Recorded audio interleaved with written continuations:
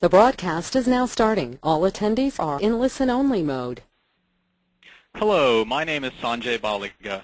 I'm a Senior Manager in the Environmental Health and Safety Division at SEMI in San Jose, California in the United States. Welcome to the SEMI Webcast, responding to the current global swine flu pandemic, suggestions for SEMI members and industry partners. Since the outbreak was first observed, SEMI members have been concerned about the possible impacts of the current global influenza pandemic, also called swine flu or H1N1 flu, for business continuity and preparedness. To address these concerns, SEMI is hosting a free webcast which will summarize the current swine flu pandemic and suggest approaches to respond to it. To accommodate a global audience, SEMI is actually hosting two separate webcasts, both covering the same topics. The first webcast took place on Wednesday, May 6, 2009. Today's webcast is scheduled for May 11th for the Western Hemisphere and Tuesday, May 12th for the Eastern Hemisphere. The sponsors of this webcast include SEMI, Semiconductor Equipment and Materials International, the PV Group, SEISHA, that's the Semiconductor Environmental Safety and Health Association, and of course, TERF, Technology Emergency Response Forum, which is an affiliate of SEISHA. Thanks to all the sponsors. A quick disclaimer. These presentation materials are intended for guidance only, and while the information is provided in utmost good faith and has been based upon the best information currently available, this presentation are to be relied on at the user's own risk. This is not intended to be a comprehensive treatment of the subject matter and is not intended to provide legal advice or to serve as a substitute for legal counsel. The agenda, which will cover about 2 hours, includes a 20-minute presentation by Elizabeth Aton focusing on the introduction to influenza, followed up by 20 minutes from Dr. Don Lassiter focusing on threats of pandemic influenza. Our own Aaron Zudi will spend about 15 minutes focusing on pandemic planning using rational approaches. And finally, Jeffrey Clark will spend at least 10 to 15 minutes, perhaps as much as 20, focusing on industry perspectives on pandemic planning. We've allocated as much as 40 minutes to a question and answer session. A quick note about the Q&A session. Audience members, webcast participants, and others may forward their questions directly to the speakers. You do this using the webcast interface. When forwarding questions, we ask you to use proper grammar and spelling, and of course, keep your questions simple. If you don't know how to use the webcast interface, here's a quick tutorial. Look for the blue and green button on your computer screen. Click the double arrows using your mouse. This will enlarge the control panel, and you'll see something like this. We ask you to type your question in the box below and hit the send button. Your question will be sent to the speakers.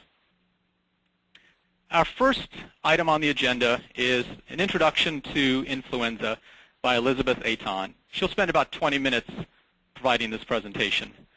Elizabeth Aton is a specialist in environmental health and safety and has practiced in the field for more than 25 years. She has worked in the aerospace and semiconductor industries for an urban tertiary care hospital in a large healthcare organization and has done research in applied health topics at a large medical school. She now consults for industry and governmental clients and does pro bono service for community emergency planning and operations. Aton holds a BS degree in chemistry and an MS degree in industrial hygiene and is published in a number of peer-reviewed journals. Elizabeth, are you with us today? I am. Hello, okay. Everyone. Let me bring up your slides. Just a moment, please.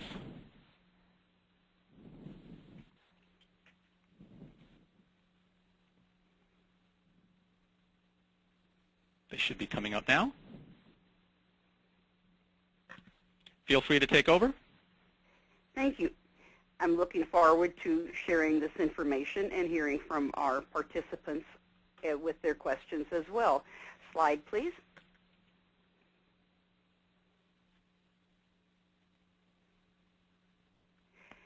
I want to address first, most firmly and emphatically, the questions that I've been seeing through the media and by other colleagues and associates who are asking me, is the concern over this new flu warranted, or has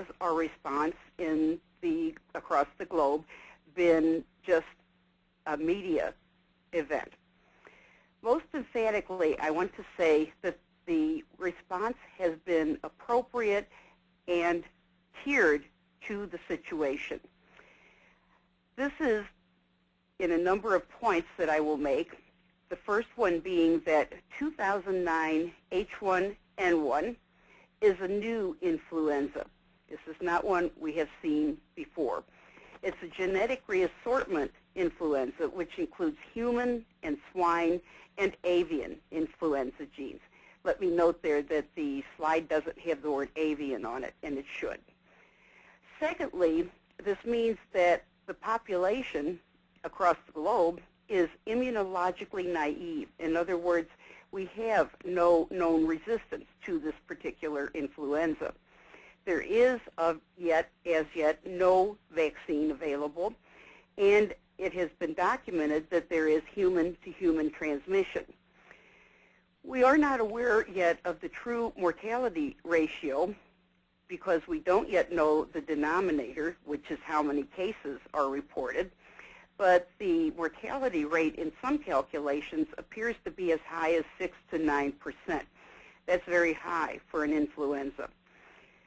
An additional point to note is that the mortality figures include individuals who are otherwise young and healthy, not the usual sick and weak and elderly that are typically associated with influenza deaths. Another point to note is that it now has a global presence and has for some time now. And a further point that the first-line antiviral medicines are ineffective for this flu. We have to immediately jump to our second line of antiviral medicines. Slide, please. I think it will be helpful for listeners to know something about how the influenza virus operates.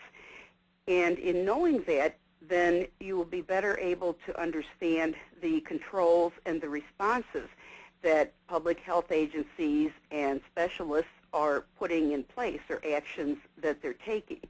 To make this a little easier, I've given you an analogy here that I call the burglar model. In this case, if influenza virus were a burglar, an intruder breaking into your home, it would use a key to break into your house. Then once inside, would tear apart and destroy everything, and finally use a club that it brought along to smash out of the windows of your house. Now may we have this next slide, please? Translating that in terms of how an influenza virus acts, I would note that first that the virus enters the host cell. Next, the virus turns the host cell contents to making copies of the virus. In other words, the host cell is no longer acting as the cell that it was. It is now a virus factory.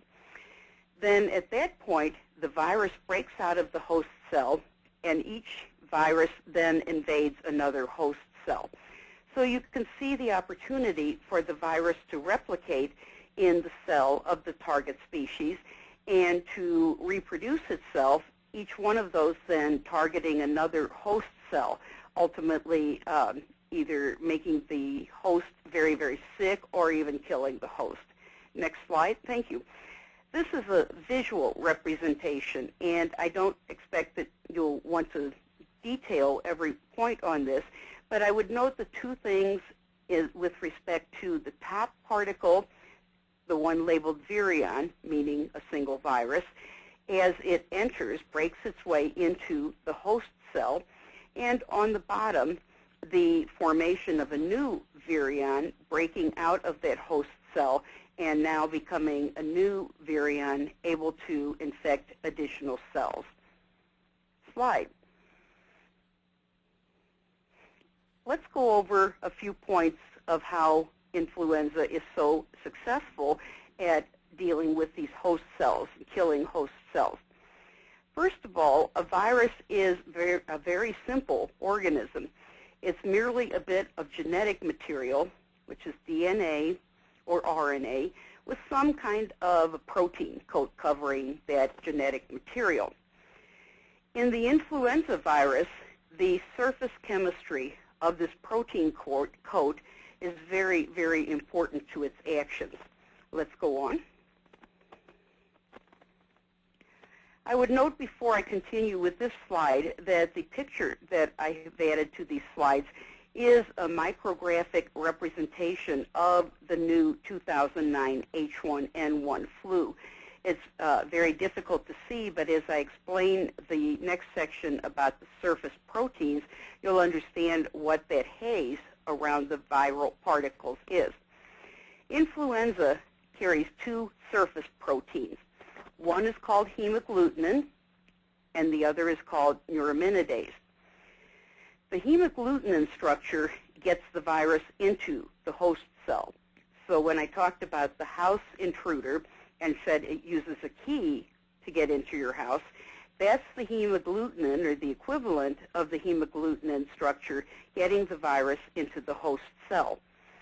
Then, as I mentioned, that the virus breaks its way out of the cell. In the case of influenza, it's the neuraminidase protein on the surface that gets the virus or viruses out of the host cell.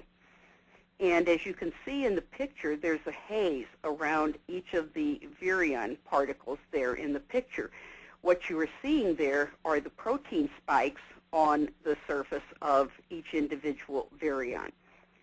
Can we go on, please? This is a point to note that makes it easier to describe an influenza. When we speak of the type of hemagglutinin protein that's on the surface of an influenza virus, we abbreviate that and just call it an H. And equivalently, the neuraminidase protein structure is just called N. And this is, in the next point, why we have the determination now that this particular influenza has type 1 hemagglutinin and type 1 neuraminidase. So we refer to it as an H1N1 flu. There are a number of additional hemagglutinin types and additional neuraminidase types, but this particular flu is an H1N1. Then I note further that they identify influenzas by the year it was identified, the location of the origin, and whether it's a type A, B, or C. For the purposes of this presentation, that is not critical to know, but the H1, the source of the H1N1 description is useful to know. Next slide. I have added there that most influenzas that produce pandemics are influenza A type viruses. That's just a little background information. Now, the influenza virus is an RNA virus, and inside the virus it has 8 sort of packets of genetic material. Influenza has 10 genes, which are divided among these 8 packets of genetic material. Let's go to the next slide. Again, this slide is more detailed than you need to worry about, but I wanted to show you the representation of how this virus looks on a micro level. First, you see the yellow spikes. Those represent the hemagglutinin protein on the surface of the influenza virus. Then you see the green and red protein spikes, which are equivalent to the neuraminidase proteins, which break the virus out of the host cell. Inside, you see the genetic material in the 8 little packets that are the key to the influenza virus replicating itself inside the host cell. Let's go on. Thank you. I've introduced this slide not because I intend to go into the individual details, but I wanted you to have this as available on the site, which it will be posted on. This is important to understand that influenza routinely mutates into different forms of influenza. Influenza viruses are changing almost continuously, and most of the time it takes place with rather modest mutations. This is what we call antigenic drift. Drift in the sense of something happening on a more or less slower basis. However, occasionally there'll be an opportunity in a particular animal for an influenza to pick up genes from influenzas that are common to birds and or influenzas that are common to swine. And this is called antigenic shift. And when this takes place, the influenza virus that is formed is almost certain to be novel to the human population or to the target animal population. There are influenzas that are that the target host is avian or birds. There are influenzas that the target hosts are swine, and influenzas that the target hosts are humans. In the pig, the influenza viruses from both humans and birds can be found. And in the case of the genetic reassortment that can happen with the influenza virus, the possibility then of the new influenza having both swine genes and bird genes as well as human genes is very real. And that presumably is what has happened in this case. Now, I also want to mention before we leave this slide that the slight mutations or the slight drifts that take place in modifying the influenza virus are associated with the fact that it is an RNA virus, not DNA. Given the fact that it's an RNA virus, no, I won't go into the details, but what happens with an RNA virus in this case is that every 10,000 or so replications, an imperfection will be introduced, a mutation. So in the terms of the life cycle of the virus, which goes pretty quickly, 10,000 mutations is not that, or I'm sorry, 10,000 replications is not that many, so that this is the source of the many, many different varieties and mutations of the influenzas that are found in existence today. So the fact that it's an RNA virus, which is mutating frequently, regularly, and that it has this 2009 H1N1 has pig, bird, and human genes is the major point why this organism was noted and triggered such a significant response. Let's go on. I've given you this slide. I think that everyone has seen this in various forms from various sources. This is just a rundown of the potential symptoms. The main point I want to make with this slide is that influenza is a substantial illness. It's not a half a day of feeling poorly or a little bit achy or having a slight cough. It can be a very serious illness, and it can include complications that can be very significant in themselves and may even lead to death. So let's go on.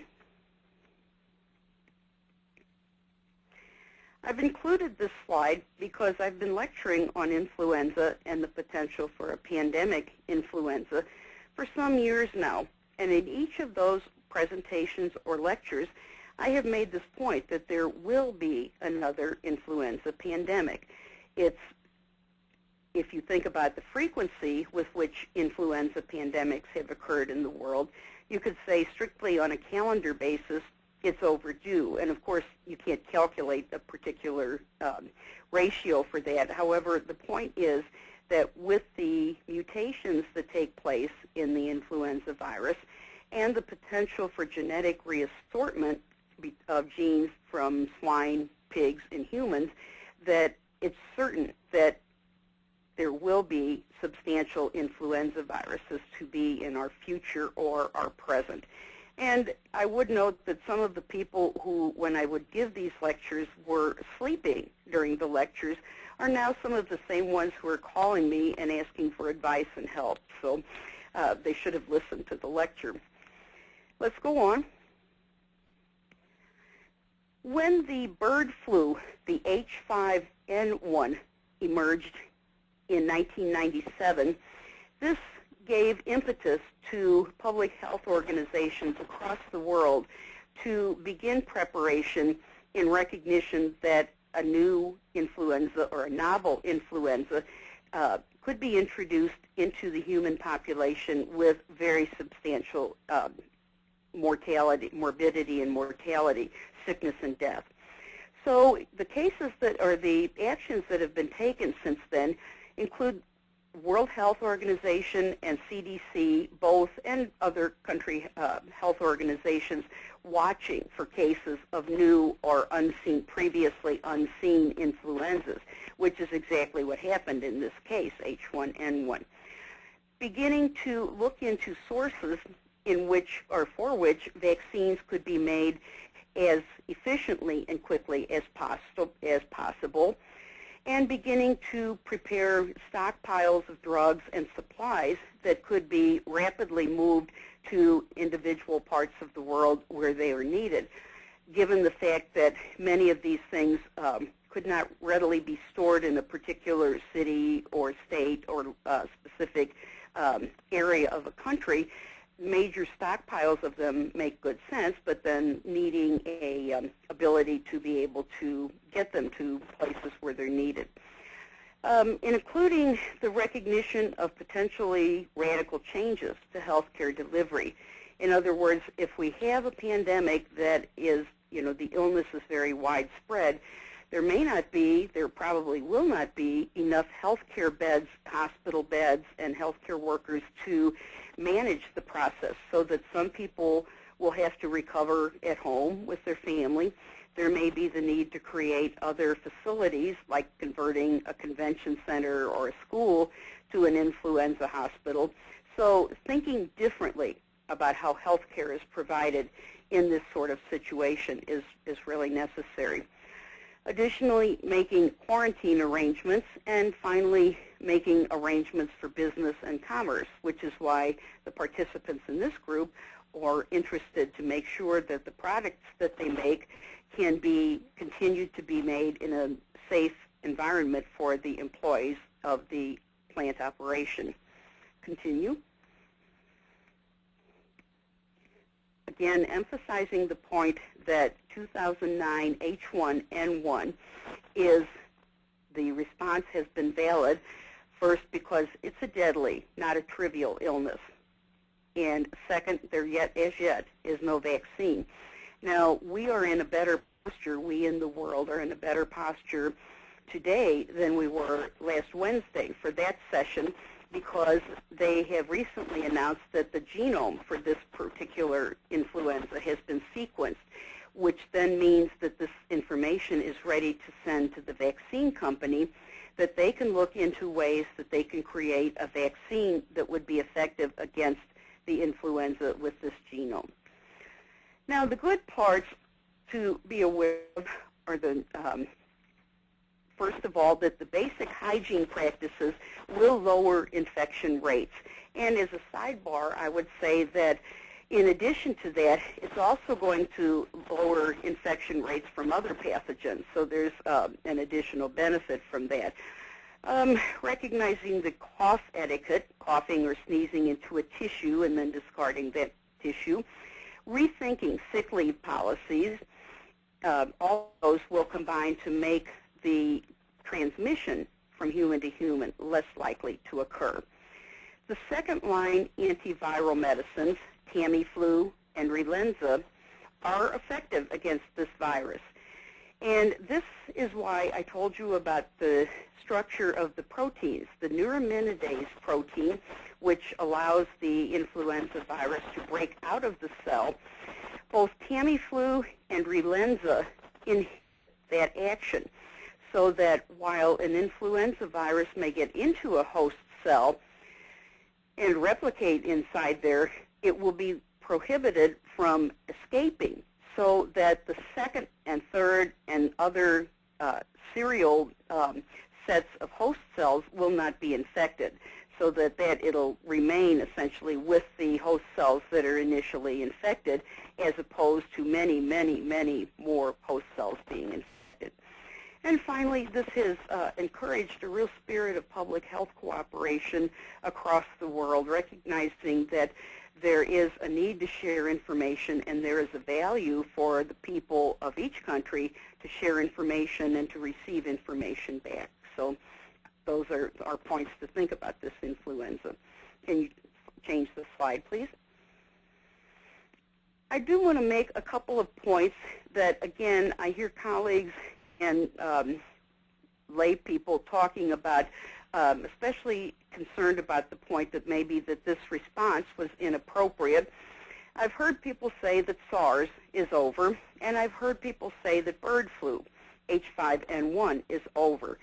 Neither of these two viruses is over in terms of the risk of them reemerging, particularly since we have seen mutations in H5N1 over the years that give us pause for concern if it were to become transmissible from human to human. So the risk of H5N1 becoming a pandemic is essentially as great today as it would be today had H1N1 not occurred. They were and are two independent events. So H5N1 is still something we need to remain in a posture for. I do want to also mention that, however it resolves in terms of mortality rate, transmissibility rate, and other details for 2009 H1N1, the response to date by both the global organizations and individual countries' public health organizations has been measured and appropriate. This action has in no way produced a waste of resources, nor has it been inappropriate to the circumstances for the situation as we know it. Next slide. This is a visual representation of the mucus particles that are spread into the air by an individual who coughs without putting a tissue to their mouth and nose.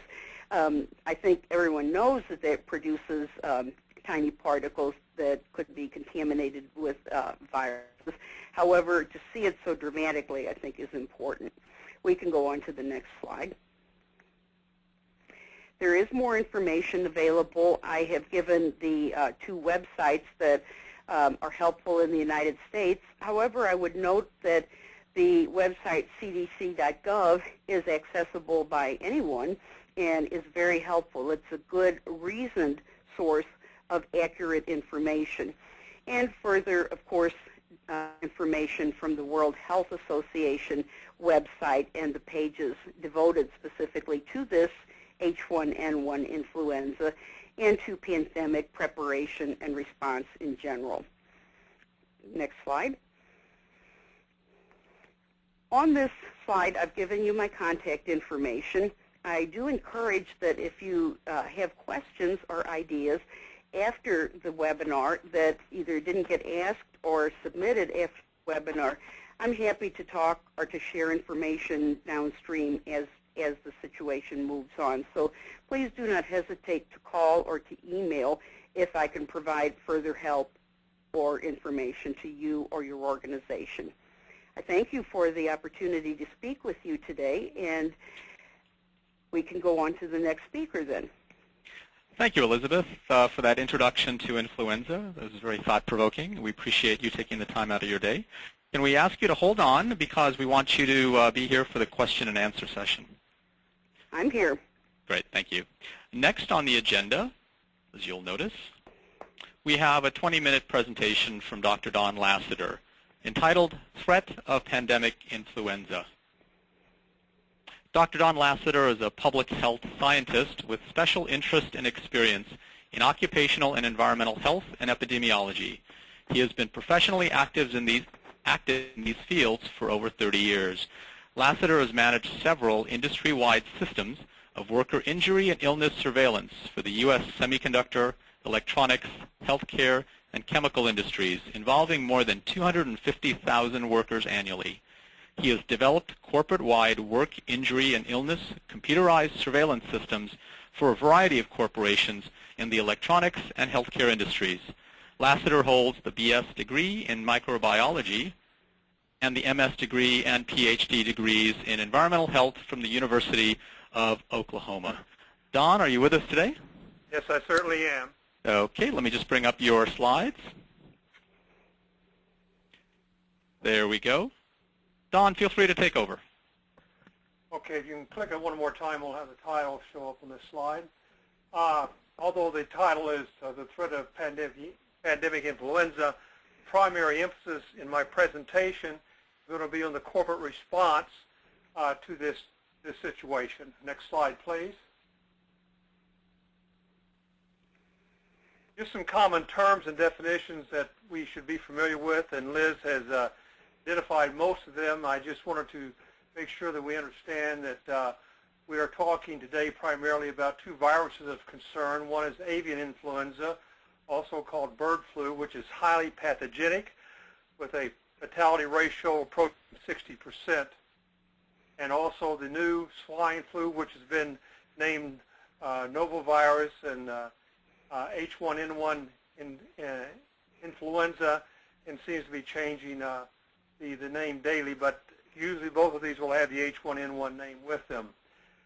Also some terms that are of interest is three I have listed next.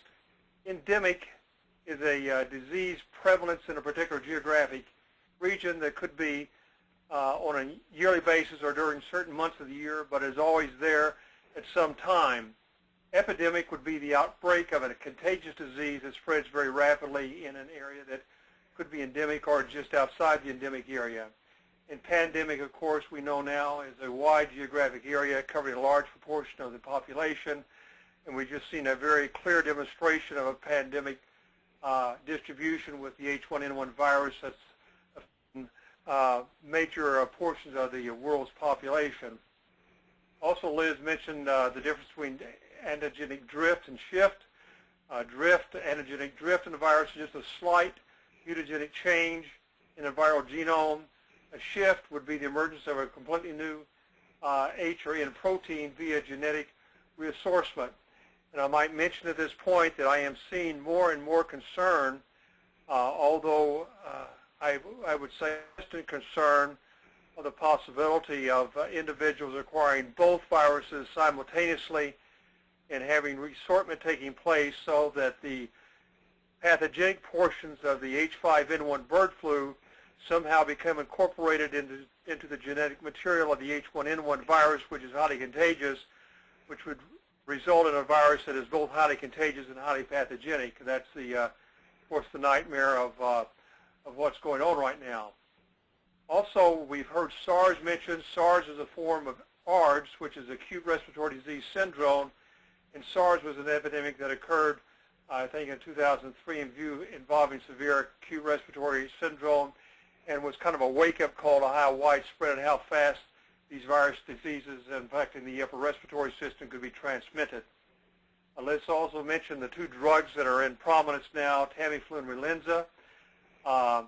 Both of them are neuraminidase inhibitors.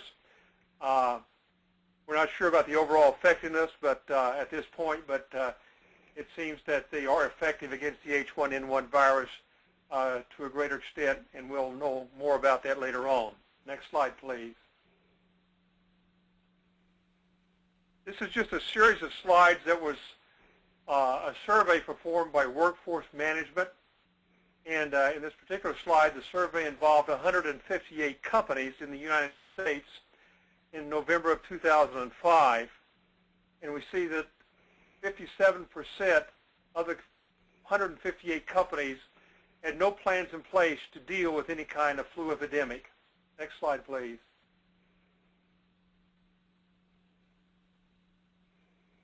Some of the actions that are taken by companies to quell the present swine flu fears, also on a survey done by Workforce Management, this one the last of April, the findings were that restricting employee travel, dusting off pandemic preparedness plans, providing emails with information was one of the things that companies were doing now. Employers that had established preparedness plans for avian flu or ARDS or SARS we're beginning to see their efforts pay off. The heavy equipment manufacturer in the United States, Caterpillar, is using the avian flu pandemic plan to guide the company's actions at each facility worldwide. And a couple of these involve partnering with the International SOS, a medical security company, to identify and communicate health concerns to traveling employees. Caterpillar also halted travel to Mexico unless urgent. Another company, EMC, in Boston, says that it also has a preparedness plan that details how the company will operate if the outbreak spreads, and has also limited travel to Mexico, and has supported employees in Mexico with flexible work locations. S.C. Johnson, a Wisconsin-based cleaning products manufacturer, began implementing portions of its pandemic preparedness plan. Again, has limited travel to Mexico and sent information to employees.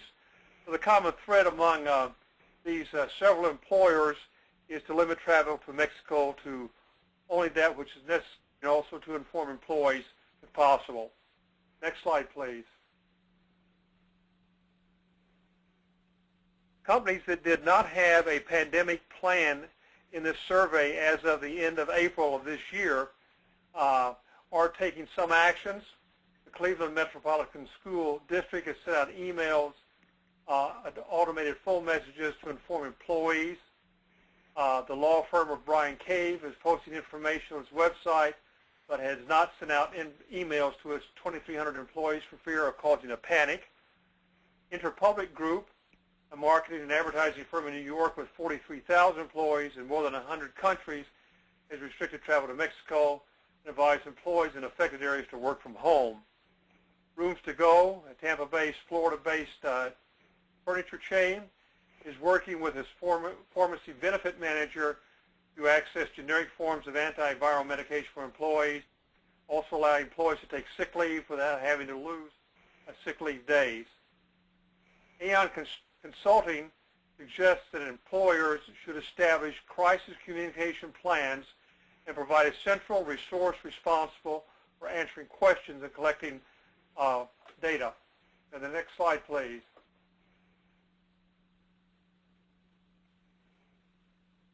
This is the concerns expressed by a corporate medical director in May 5th of this year who had just come on board a particular company.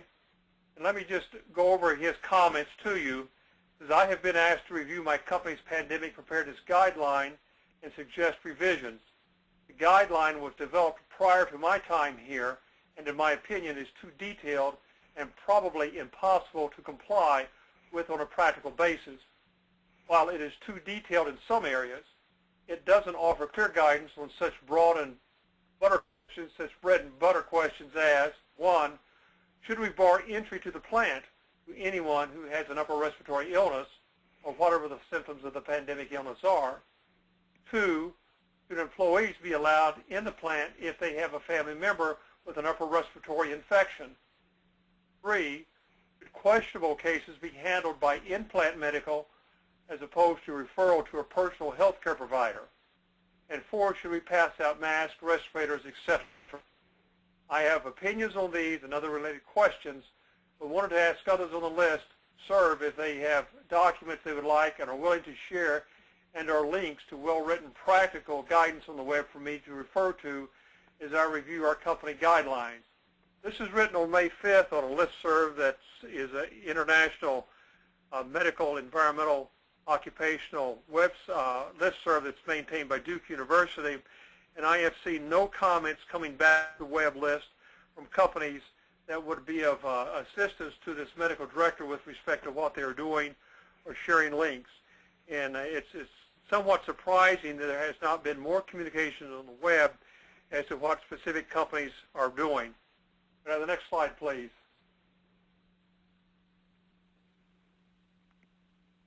I'm going to show you now some slides from a survey that was performed in 2005 by my organization, Occupational Health System, that involved 19 companies in the semiconductor and semiconductor device and semiconductor equipment manufacturing industries. You can see them listed there.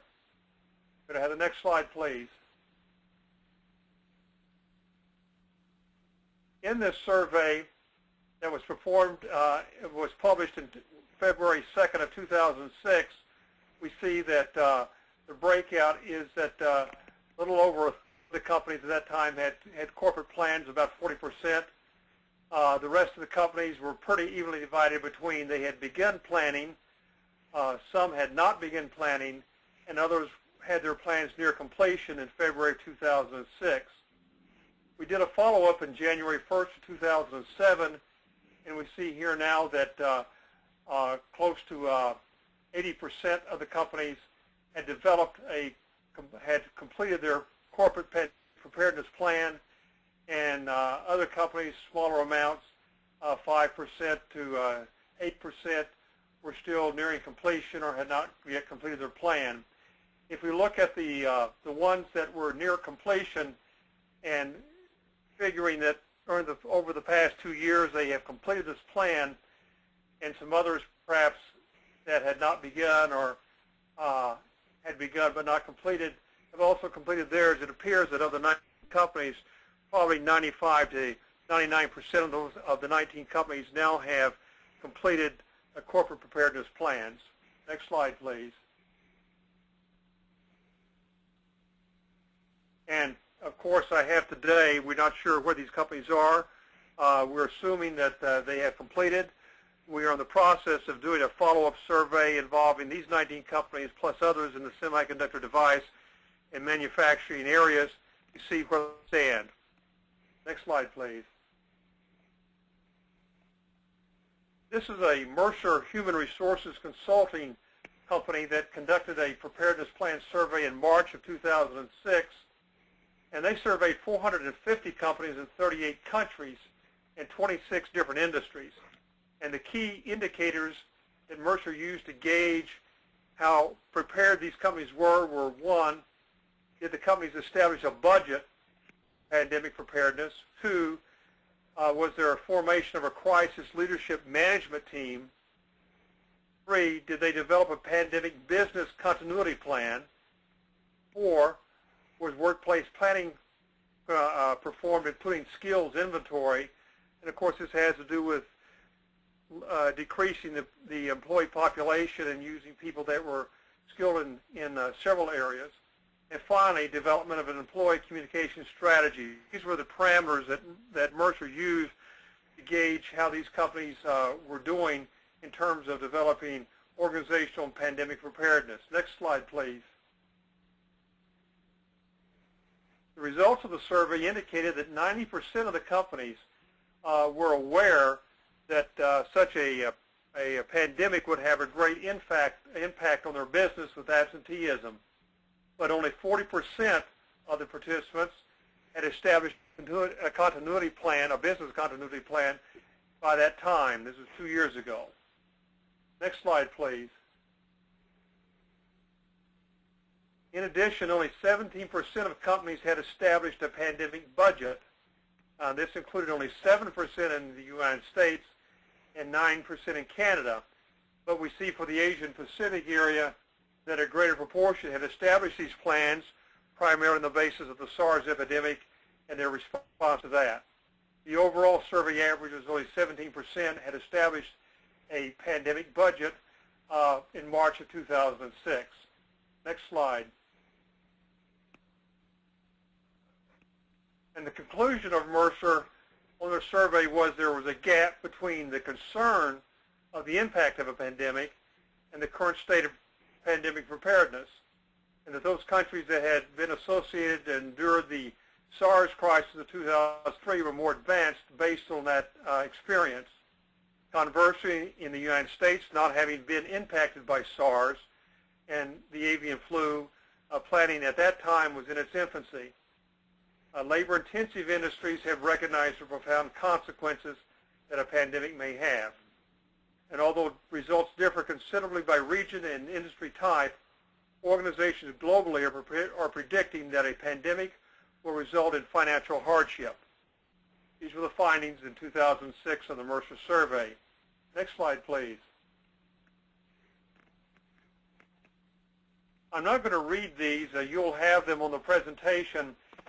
These are a list of suggested preparedness considerations for business that were published by BMO Nesbitt Burns in 2005. However, I have emphasized item number 9, which is communication. That is to tell the workforce about the threat of pandemic flu and the steps the company is taking to prepare for it. And this is really important. I think this final sentence in 9, in emergencies, employees demonstrate an increased tendency to listen to their employer. So clear and frequent communication is essential. And I think that should be underlined in any plan that the employees will pay attention to what their company management tells them. Next slide, please. This is a list of sites that I think would be of interest to everyone. Of course, you can only see that I've listed countries on the right side. If you'll go to the website that's indicated in red there, PLOS Medicine, their website, plosmedicine.org, you will find this list of companies and the primary source for national pandemic preparedness plans. So you can go to your country, if you don't already have this, and see what it is, or to neighboring countries, and get valuable information of what different nations are doing in terms of the national preparedness for pandemic influenza. Next slide, please. These are 4 scenarios that I developed 2 years ago for H5N1 the company should be aware of. Some of them, we're going from the lean to the mean. The first one would be that H5N1 or H1N1 does not go human to human. Well, of course, H1N1 does go human to human. H5N1 does not go human to human, at least at this time. If it does not go, then severe damage to world poultry industry would be involved. The rest of the world goes on about its business. Another flu pandemic still likely to occur in the next few decades. So this is still, as Liz pointed out, very important to understand that we don't go to sleep here, that we are aware that this disease is smoldering in different areas around the world, and the likelihood of it being going human to human is still of consideration. A next level up would be a mild pandemic. Small increases in infectious disease rates. Medical systems cope with increase in patients. And this is exactly where we are today with H1N1. Following that would be a moderate pandemic, 4 to 7 million extra deaths. Law and order generally maintained. The world's financial resources holds up. 20% of small and medium-sized businesses go bankrupt. Medical systems unable to cope at peak times. World returns to business as usual within a couple of years. An extreme pandemic, I know this is a scary scenario, but based on the 1917 worldwide pandemic with influenza, it's not beyond consideration, and that is 100 to 1 billion extra deaths. Civil, financial, medical systems fail for extended times. Long-term changes in world order, and long-term downturn in world economic performance. These are things just to be considered as you develop your plan to make sure that at least you consider the contingencies involved here. Next slide, please.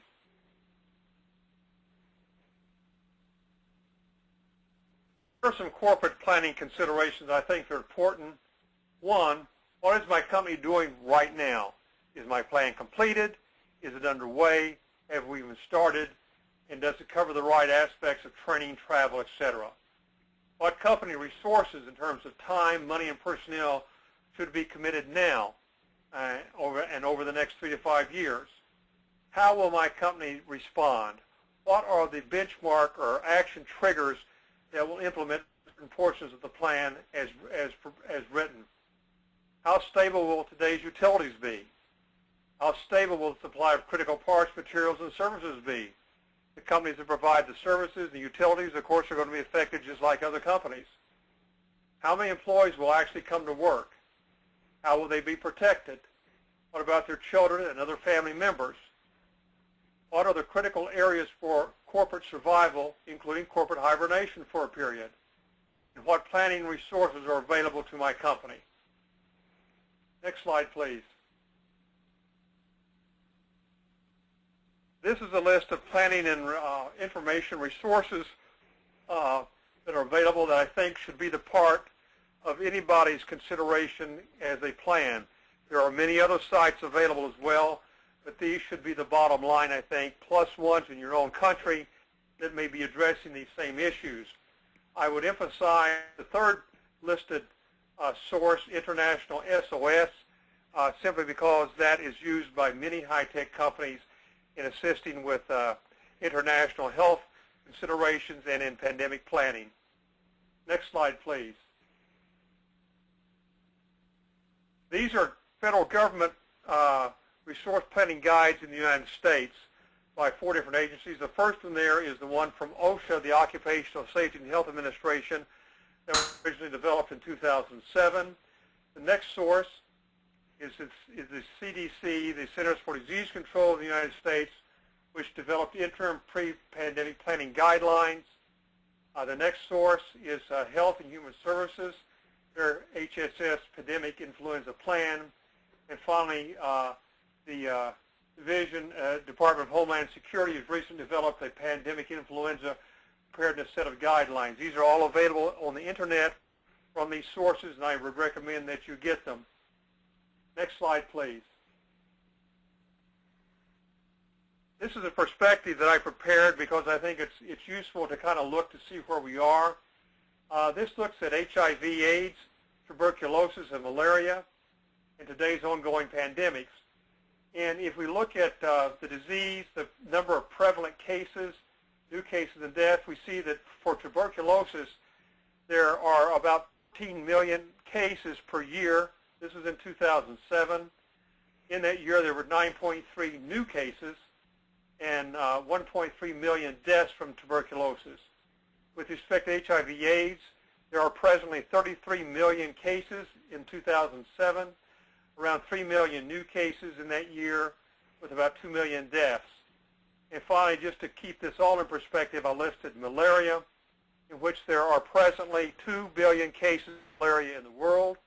There are 350 to 500 million new cases each year, and 1.5 million deaths from malaria each year. And just to keep that in perspective, about 3,000 children under the age of 5 die each day from malaria, 90% of sub-Saharan Africa. And there's a website there if you need more information on this. But I think this gives us a perspective of other pandemics that have been going on for some time in comparison to what we're facing now.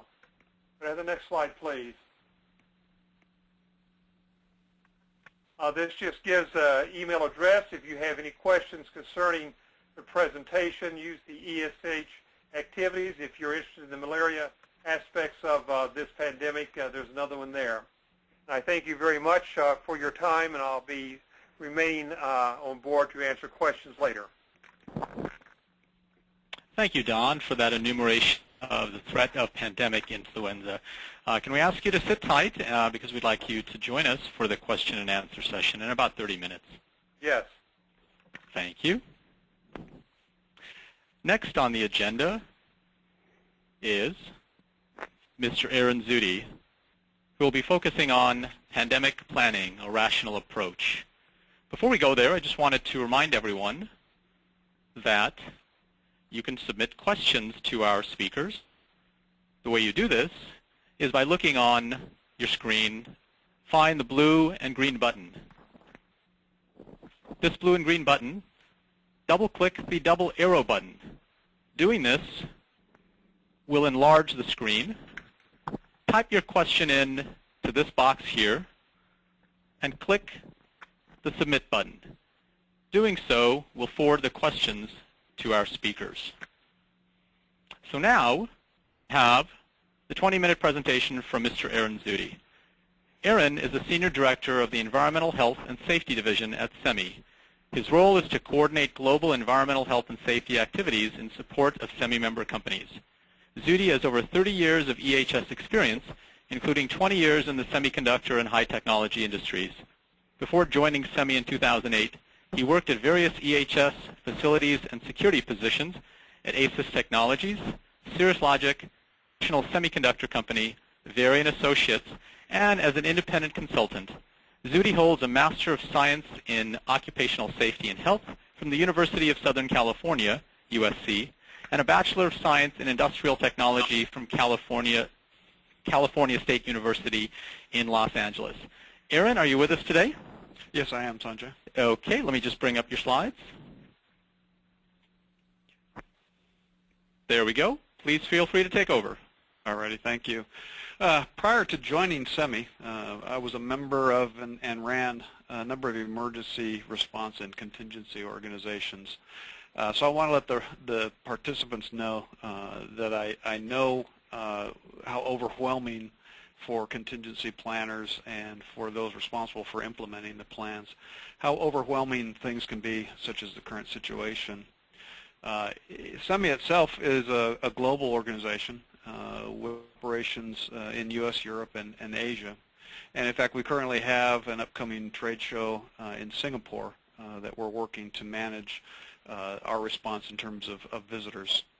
So what I'm hoping to do in my presentation today is to provide some suggestions, very practical suggestions for you and your organization in organizing your approach for responding to the current situation and for planning for the next one.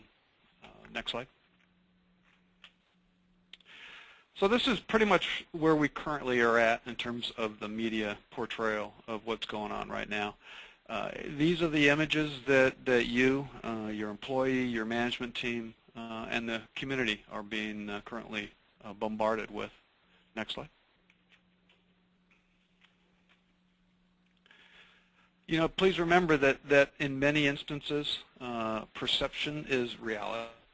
And for a large number of people, the information they see on the televised news for them is reality. Messages such as this one, attention, we interrupt this emergency breaking news bulletin with an even scarier emergency breaking news bulletin, are the types of things that they're seeing, and as I said, for them is reality. So in a large part, our job as pandemic planners and pandemic plan implementers is to communicate. Communicate with employees, communicate with the community, communicate with visitors to the facility what the true risks of what is occurring are, what the recommendations for protection and controls are, and what your organization is doing to protect both employees and visitors and guests to your facility. Communication can be done through web-based training programs, through internal web pages, through outreach, through a number of measures. Next slide, please. So having come from the incident command system and having a lot of experience in managing various types of emergencies, what I try to tell people is that, you know, when there's a crisis situation, whatever that might be, the thing that those that are responsible for response and for implementation of the plan really need to do is to take a minute and get out of the crisis. In borrowing from the incident command structure, if you have the luxury of having someone in your organization or in your company that can act as advisor to you, basically someone that can stand outside of the immediate planning processes that are going on and help let you know if you're about ready to make a bad decision, if you will. I think it's very helpful to run your plans and your processes through someone that isn't intimately involved in the heat of the crisis. So I always recommend people sort of take a minute and get out of the heat of the crisis. Okay, next, Sanjay. Get out of the heat of the crisis and organize. Take a minute to organize your planning and response efforts. Next slide. So what I suggest in regards to that are that you organize your plans and your needs into separate buckets. You know, there's no lack of information available on the internet currently. In fact, the amount of information currently available can be overwhelming and often does not provide the practical advice that you need in terms of developing your plan. What most organizations need at this time are benchmarking materials from other companies that are of a similar size and operational nature that they can compare themselves to in terms of their contingency plans and in terms of implementing their plans. Towards that regard, SEMI is creating and has created a website. We, in our last webinar, asked folks to send us, if they possibly can, their internal company pandemic plans. If you need to remove your names, obviously please do so for confidentiality purposes. Otherwise, SEMI will collect the plans and make sure that the information is aggregated and that no single company is identified. But I think it's important that those of us in the high-tech community share our contingency plans and share our processes and share our activities with each other because we are the best source of information from each other.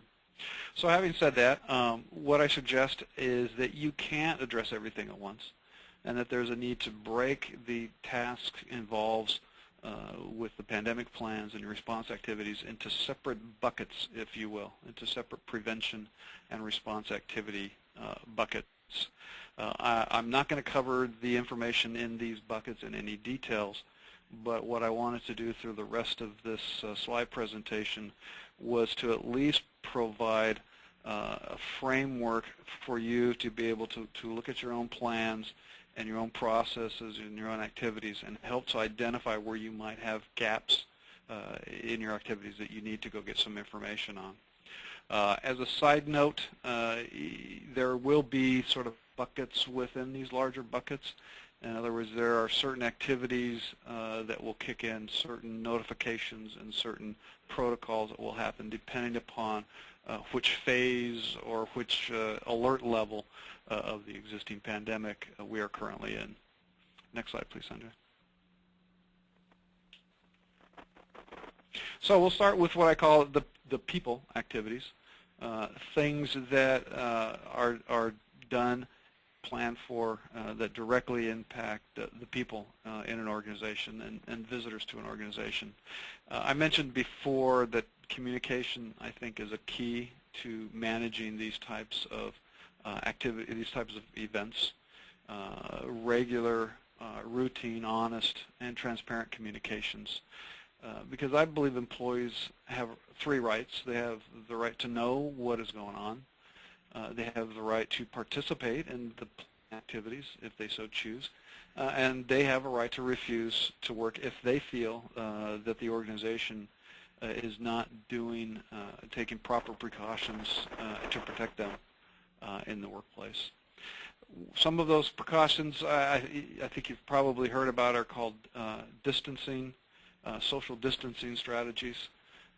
In this type of situation, the best prevention measures is to simply avoid face-to-face contact and to avoid confined spaces if at all possible.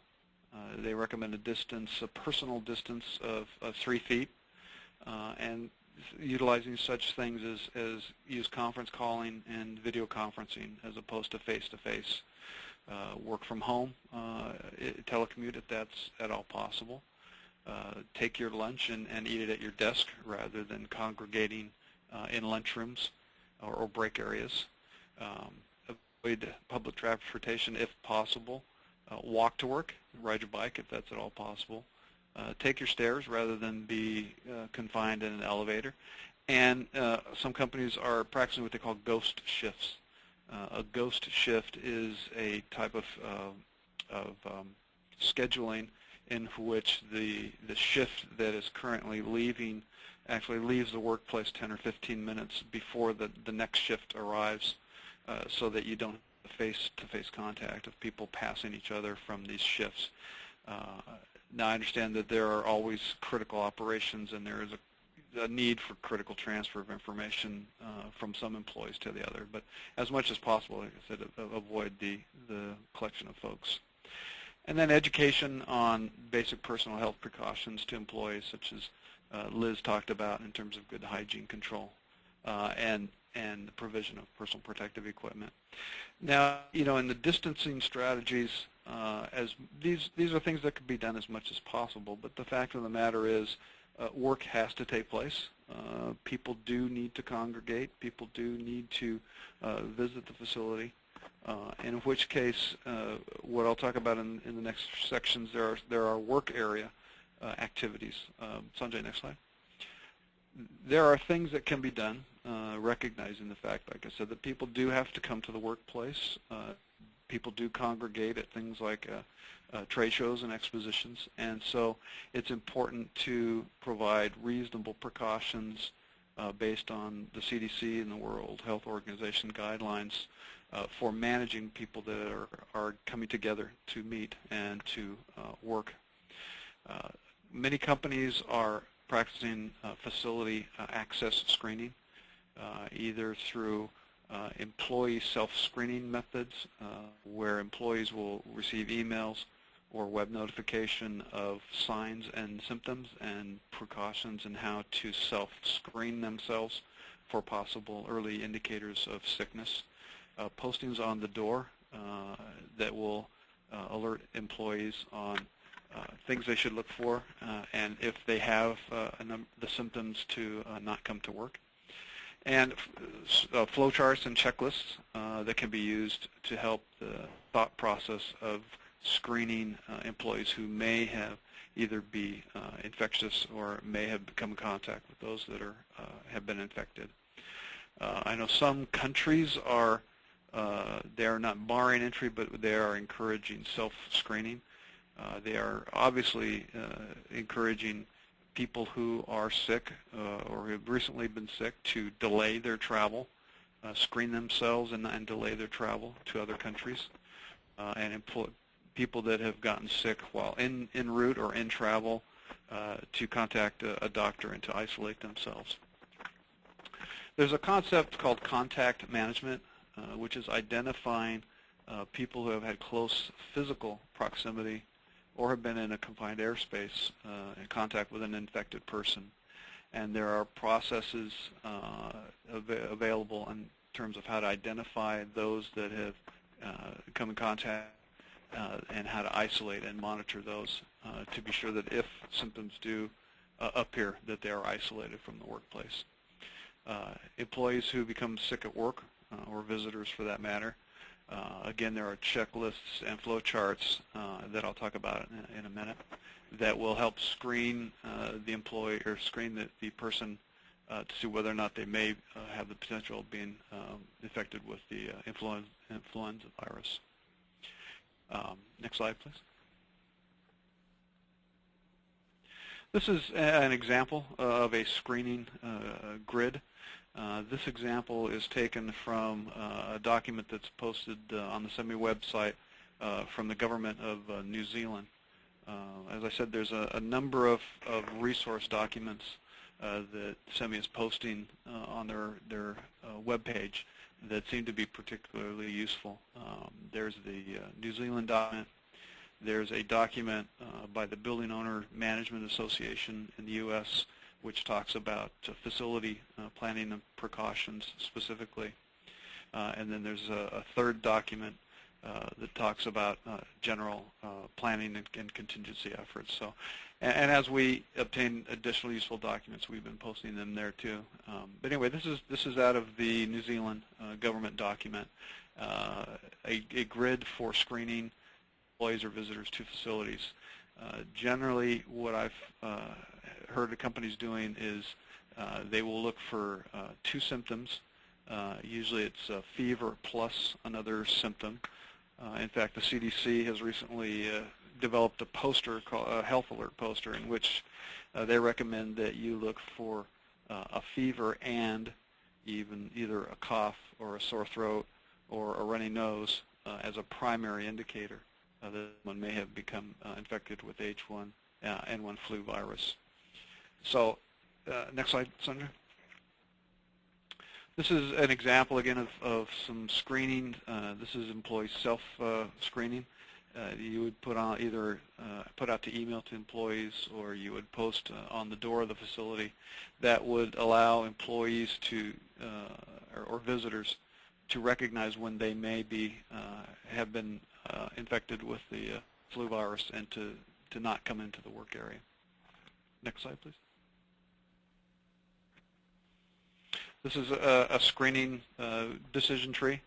Again, it looks for the positive indication of 2 or more of the symptoms, and then provides a flow decision logic of how to handle that particular situation. Next slide, please. There are a number of activities in the facilities bucket, things that your facilities organization can do to assist you in managing the current situation. One is routine sanitizing of common areas, hard surface of conference room, lunchrooms, break rooms, and then also restroom areas. Air circulation is very important. If at all possible, in your physical facility, if you can increase the amount of fresh makeup air, if you can increase the mechanical airflow or the natural ventilation in the facilities, and obviously increased maintenance of your heating, ventilation, and air conditioning system. Your custodians are going to be one on the front line, if you will, of helping manage the situation from a sanitizing viewpoint. Custodians need to be trained on the influenza mission methods so that they can recognize how best to clean and sanitize surfaces. And they need to be also trained on use of personal protective equipment and what to do with personal protective equipment that has been disposed. Your facilities is also key to help make sure you've got plenty of supplies on hand in terms of hand sanitizers and refills and tissues and those sorts of things. Next slide, please. Human resource gets involved in a number of instances. Pay policies come into play when you are actively screening and asking people not to come to work. And your human resources people can help you with your decision as a company, how those sorts of decisions impact your pay policies. When an employee stays home because of their own exposure or illness, the application of whether that's sick leave or workers' compensation in the U.S. or disability payment, or is that a private medical insurance concern, or is there a policy for extending your personal time off benefits, those decisions and those policies may change depending upon whether the employee stays home because of their own exposure, because of their child is sick or a dependent is sick, because they're afraid to come into work, maybe they're actively volunteering in the community, or maybe your company has selected to have a stand down for selected non-essential staff. In other words, asking people not to come into work. Human resources gets involved in pandemic planning and activation of plans.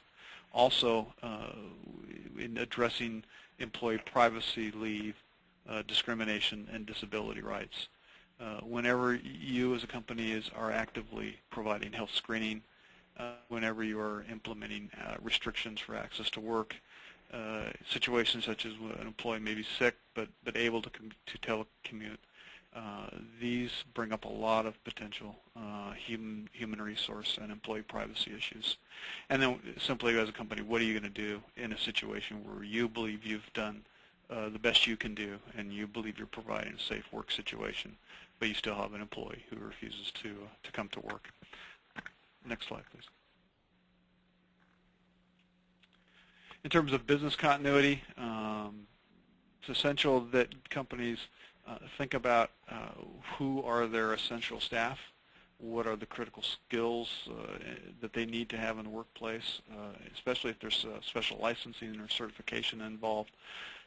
Because as I have on the last point here, in this type of situation, you need to plan for staff absences of up to 50% of your staff for up to 2 weeks. As Liz said, this is not a short-term, half-day, I have a headache type of problem. This is a problem where someone can be out for an extended amount of time.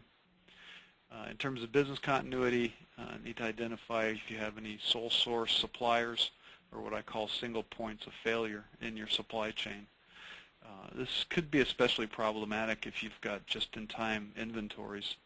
You know, what to do if you have a sole source supplier whose truck driver fleet drivers are out sick. And then what are you going to do in terms of border closures? A lot of companies have gone with, in terms of either an internal on-staff medical advisor or through a third-party contract medical advisor to help them with decisions in terms of communicating to employees and responding to employees' issues. Some companies actually have insurance coverage for contagious diseases. As Don said, companies have put travel restrictions in place. Some companies have contemplated closing the facility, canceling events, those sorts of things. Fortunately, this particular H1N1 strain does not seem to be particularly virulent, and so those sort of extreme measures haven't had to happen, fortunately for us. Next slide, Sanjay. Legal, there are a number of legal activities.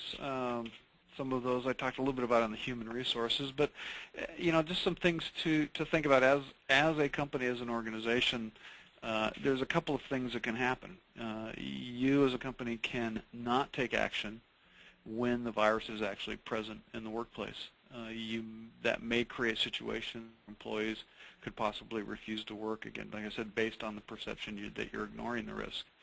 You could also, as an organization, respond too soon and too vigorously, and in case of the virus is either not present in the facility or is not a virulent strain. This could cause undue concern and possible accusation of employee privacy, leave, and discrimination. It's sort of a balancing act as an organization of how much and how vigorous do you respond to the situation, depending upon what's happening in terms of how many people are actually getting sick and what's the degree of sickness.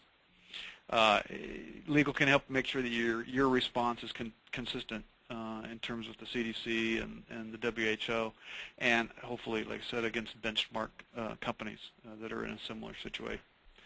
Liz said that the genome has been sequenced, so this may lead toward antiviral medications and vaccines. As an organization, you've legally got a duty of care. And then finally, if you've got a collective or if you've got a labor organization, union, or collective bargaining, what changes in terms of in your terms and conditions of your bargaining agreements does your activities in terms of response to the pandemic have in terms of people staying home from work? Next slide, please. I think Jeff may talk a bit about this, but a lot of this webinar was generated by questions in a survey that went out on the SEMI EHS Grapevine, where folks were again looking for benchmarking information on what others are doing in the current situation, to try to make sure that everybody is working and providing a reasonable level of response and a reasonable due diligence in responding to this. Next slide, please. Here's my contact information, and again with the others. If you've got additional questions after our Q&A session, please feel free to let me know. And most importantly, if you have resources that you can share with other organizations, please to me, and we'll make sure they get posted so that others can benchmark against those. So that's it, Sanjay. Thank you very much. Thank you, Aaron. Aaron, would you like to remind participants of some of the activities at SEISA that will focus on emergency planning? Oh, yeah, thank you very much. For those that have an opportunity, SEISA is a semiconductor Environmental Safety and Health Association organization, and their annual conference is in Phoenix this year, actually next week. I know it's very short notice, but they will be having, they've added a H1N1 roundtable workshop session at their session. So if anybody has an opportunity to participate, and one thing that they will be doing that you might watch for too, they will be simulcasting some of these sessions. So you can find CISHA at www.semiconductorsafety, all one word, semiconductorsafety.org, and check on their website for the symposium. Thank you, Aaron, for that marvelous explanation of pandemic planning, a rational approach. Can we ask you to hold on because we want you to stick around for the question and answer session? Yeah, absolutely. Thank you. Great. Next on the agenda is Mr. Jeffrey Clark, who will be talking about an industry perspective on planning. Jeff Clark is a health and safety engineer for National Semiconductor.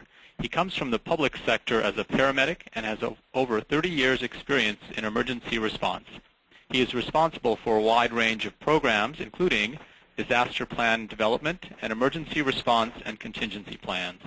Clark is also responsible for risk management programs, which include fire protection engineering and loss control. He has been the co-chair of the Technology Emergency Response Forum, TERF, who is one of the co-sponsors of this webcast. He leads the corporate pandemic team at National Semiconductor, which currently is activated. Jeff, are you with us today? Yes, I am. Great. Feel free to take over. Well, thanks for having me. This presentation is going to be slightly different from the others in the sense that I'm just going to speak to you from experience of what we thought we had at National and what we really have.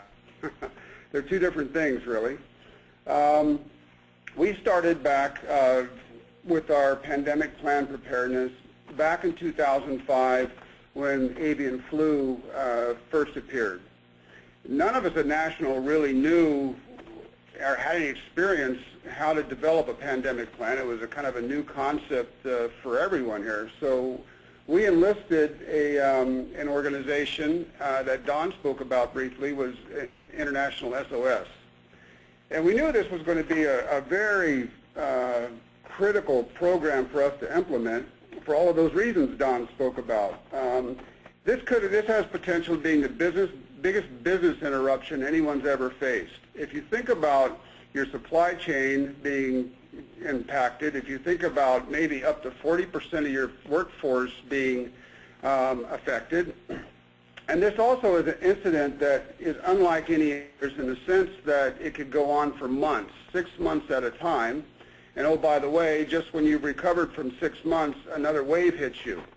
So this is very serious, and we at National took it very serious. So what we did is, as I said, we've enlisted the International SOS, and what they did for us is they gave us some tools. We had to take those tools and make it company-specific, but nevertheless, they gave us quite a few tools to use. One was an information library, and in this information library was a lot of information on frequently asked questions for employees, what the H1N1 virus or H5N1 virus was all about. It covered things from information about antivirals to PPE, all of those kinds of things you would normally ask questions about was there for you. And then there were action tables that was supplied as well. And these action tables were based upon the World Health Organization's phases. And they start, of course, in phase 1 through 3, which is basically the time where people should develop the plans. That's the planning session. And then phases 4, 5, and 6 were, actually 5 and 6 were the phases where you actually implemented those plans on the action tables. I don't know if anyone knows, but the World Health Organization just this year redefined what those phases were in the sense that they've combined 5 and 6 to some extent. So things change all the time. But nevertheless, the framework of the plan that we thought should remain intact. So some of the things that in phase 5, for instance, that were in our original plan were addressed things such as communications. Of course, it talks about how to contact and get the ability to contact all of the managers, manager group briefings, daily communications with upper management, and then how to deal with employees as far as what kind of information you should get to the employees and when. These things were all in the form of frequently asked questions that could be developed to either emails or posters, those kinds of things. And they included things like health and hygiene type things, as well as social distancing. And it had a section on business continuity as well. We have a large exposure in Asia. At that time, it was a very critical thing for us to make sure that our supply chain had alternate manufacturing plans, as well as our shipping out of Singapore could have been affected. So this is all H5N1 still. There's a big section on optimizing employee health as well. And it included information on just at the time, just the seasonal flu vaccines, as well as the possibility of a pandemic flu vaccine, and when to give that to employees and how to go about doing that. Of course, stress management also involved there. We had our human resources people look into what's the best way to provide the stress management for our employees. And then a section on risk reduction.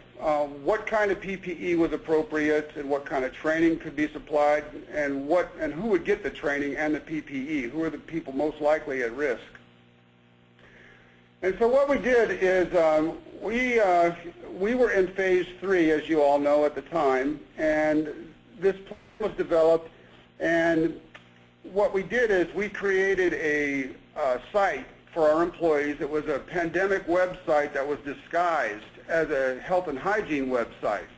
So all the employees that went to this website could see all kinds of information on the avian flu, and as well as see all kinds of information on how to keep themselves healthy, how to practice good hygiene methods. And as things progressed, you could easily stick information more and more directed towards avian flu, and at some point we could be able to turn that website into an avian flu website and give information to employees, and they would be accustomed to getting information there, so it's not something new. They'd be trained along the way. So then the final step of the avian flu plan was to test it. So of course we had a large pandemic exercise, and actually our board of directors, one member participated in it. And what we did is we took a DVD and scripted fictitious reporters giving information on things that were occurring at the time.